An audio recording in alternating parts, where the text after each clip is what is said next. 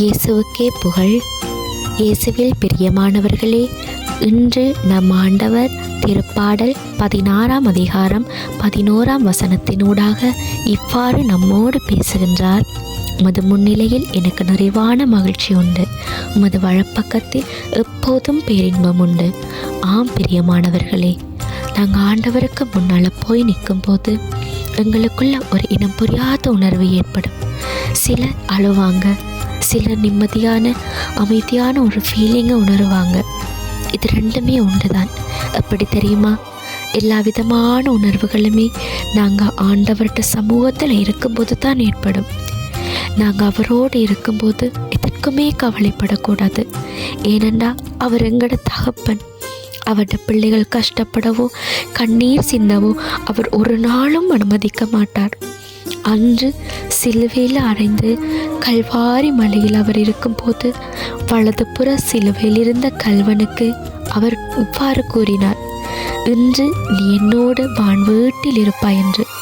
அந்த நிமிடம் அவனுக்கு ஏற்பட்ட மகிழ்ச்சியை இன்று மேல் எத்தனை பேர் உணர்ந்திருக்கிறோம்? இல்லாட்டி நாங்கள் சொல்லி இருக்கோமா, ஆண்டவர் எங்களை எந்த குறையும் இல்லாமல் மகிழ்ச்சியாக வச்சிருக்கிறாருண்டு?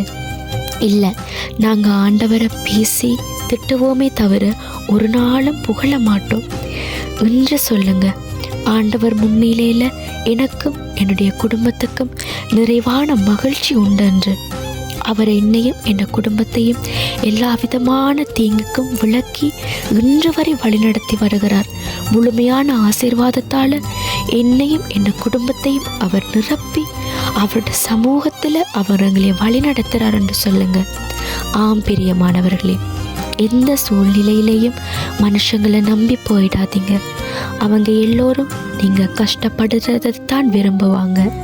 ஆனால் ஆண்டவர்கிட்ட சமூகத்தில் போய் நில்லுங்க.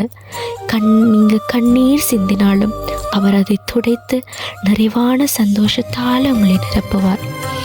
இந்த வார்த்தையை இன்று நமக்கு கொடுத்ததற்காக நாம் அவருக்கு முழு மனதோடு நன்றி கூறுவோம். விசுவாசத்தோடு ஜெபம் செய்யுங்க. நீங்கள் விசுவாசத்தோடு கேட்கப்படுற எல்லா ஜெபத்துக்கும் அவர் உங்களுக்கு நிச்சயமாக பதில் கொடுப்பார். ஆமேன்.